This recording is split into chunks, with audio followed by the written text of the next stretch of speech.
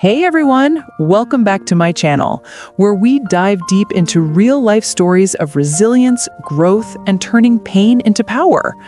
I'm your host, and today I'm sharing something incredibly personal, a journey that's shaped who I am. Imagine being a happy kid one day, then suddenly plunged into a nightmare of abuse and despair, only to claw your way back to self-love through the unlikeliest of heroes, a TikTok video. If you've ever felt broken or lost, this one's for you. It's raw, it's real, and by the end, I hope it inspires you to embrace your own strength. Let's jump in. You see, my story starts in New Zealand, back when life was simple and full of joy. As a little girl, I was just fine. Happy, carefree, the kind of kid who found wonder in everything. I'd wake up to the sound of birds chirping outside my window, the sun streaming in, painting my room in warm, golden hues.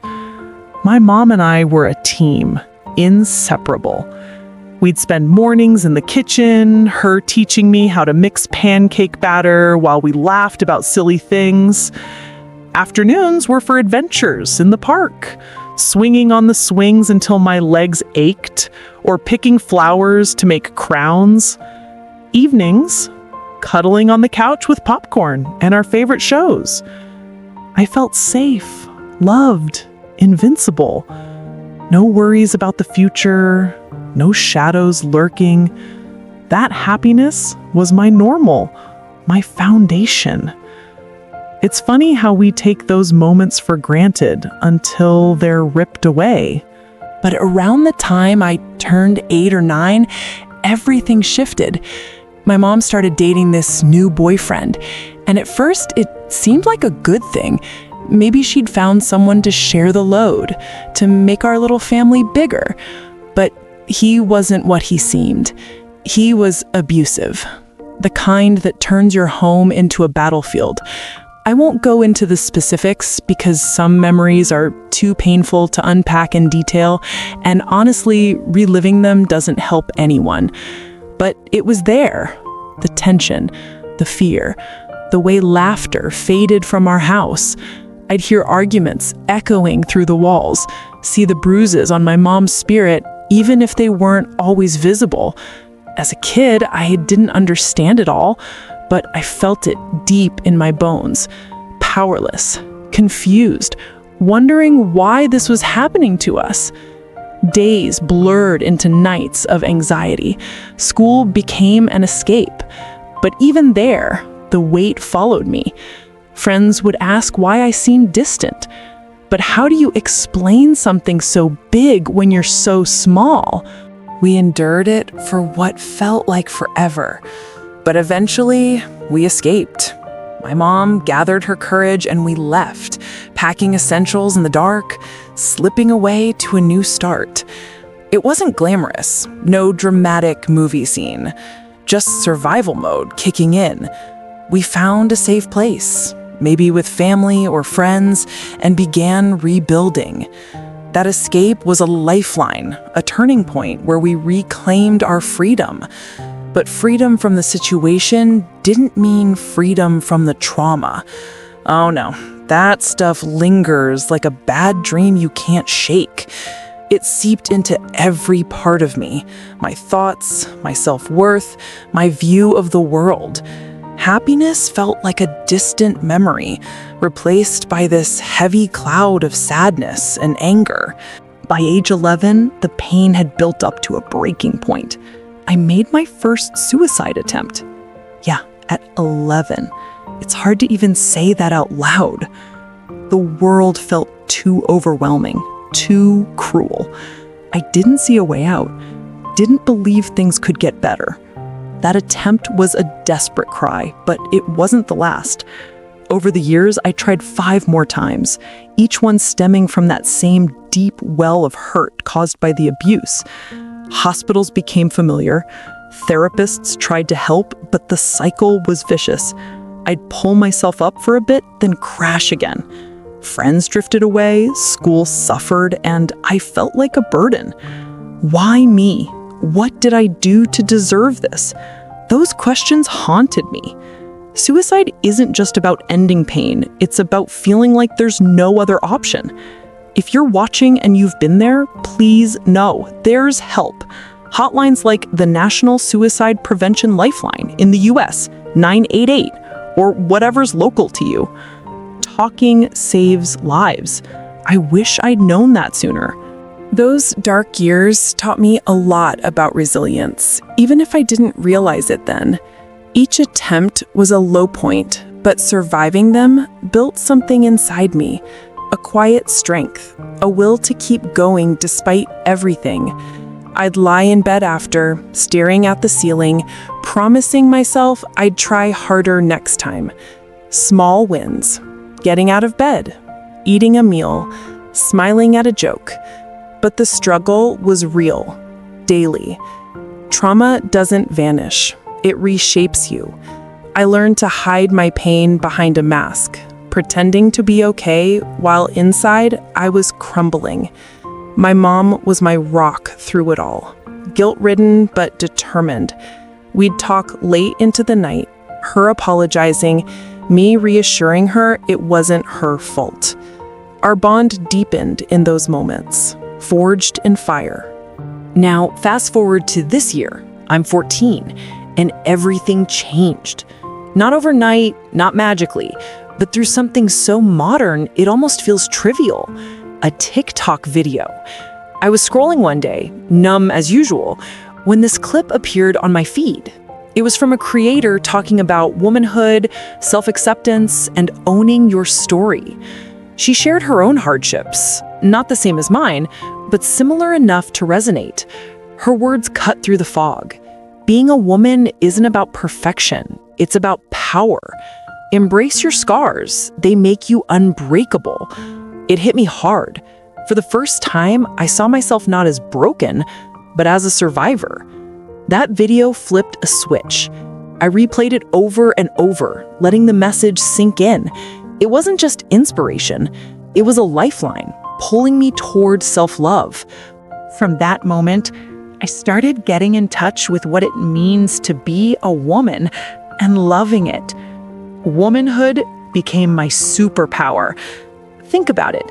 The empathy we carry, the multitasking wizardry, the quiet strength that holds families together. I began appreciating my body, my mind, my voice. Mornings now include mirror affirmations. I am strong. I am beautiful. I am worthy. I dance in my room to empowering playlists, feeling the rhythm in my veins. Journaling helped too, pouring out thoughts, reflecting on how far I'd come. That TikTok wasn't just content. It was a catalyst for change. Social media gets a bad rap, but moments like this show its potential for good. Let me expand on that self-love journey because it's not linear. Some days, doubts creep back, old traumas whispering lies. But I've built tools, meditation apps for calm, exercise to release endorphins, books on empowerment like The Gifts of Imperfection by Brené Brown.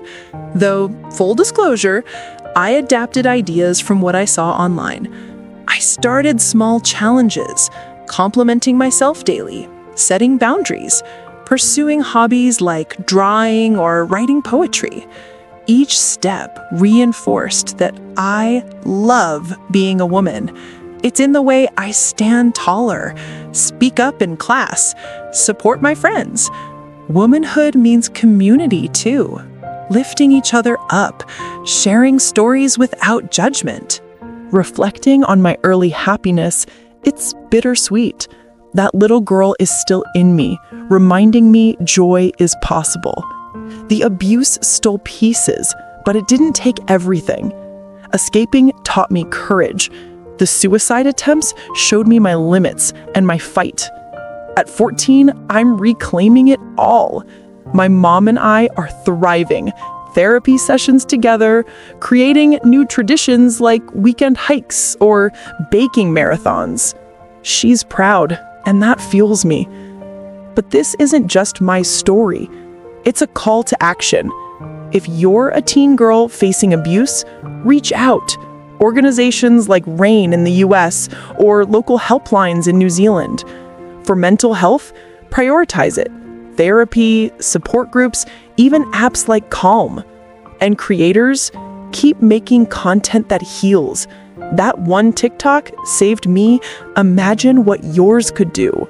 Diving deeper, let's talk about the categories this fits into. Girls Inspire, Self-Empowerment, Speaking Your Truth, Suicide, Surviving Abuse. Posted back on October 4th, 2023 via Say It Forward, it's a reminder that sharing vulnerably empowers others. In a world full of filters, authenticity wins. I've thought about starting my own content, maybe TikToks on mental health tips or empowerment rants. Who knows? This script is my first step. Expanding on the escape. It was chaotic, emotional. We left with bags slung over shoulders, hearts pounding. Finding shelter, adjusting to new routines, it built resilience. Post-escape, therapy helped unpack the trauma, though access isn't always easy. In New Zealand, services like Youthline are lifesavers. Globally, we need more funding for mental health, especially for survivors. The suicide attempts, each one a chapter of despair. The first at 11, impulsive, scary. Others followed during triggers like anniversaries or stress. Recovery involved meds, counseling, building a support net. Now I recognize signs: isolation, hopelessness, tools like grounding techniques, naming 5 things I see, 4 I touch, pull me back. That transformative TikTok, details fuzzy, but the essence was embracing femininity. It discussed body positivity, emotional intelligence, historical women trailblazers. I felt connected to a sisterhood. Post-viewing, I explored more. Podcasts on feminism, books on self-care. Loving being a woman means celebrating diversity. All shapes, backgrounds, experiences. Today, gratitude fills me for survival, for growth, for platforms like YouTube where stories connect us. If you're struggling, hold on. Change comes in unexpected ways. A video, a conversation, a moment of clarity. Wrapping up, remember, your story, short or long, is valid. Mine went from bliss to brokenness to breakthrough. At 14, I'm excited for what's next. School, friends, dreams of advocacy. Thanks for joining me. Like, subscribe, comment your self-love tip. Until next time, embrace your power. Peace out.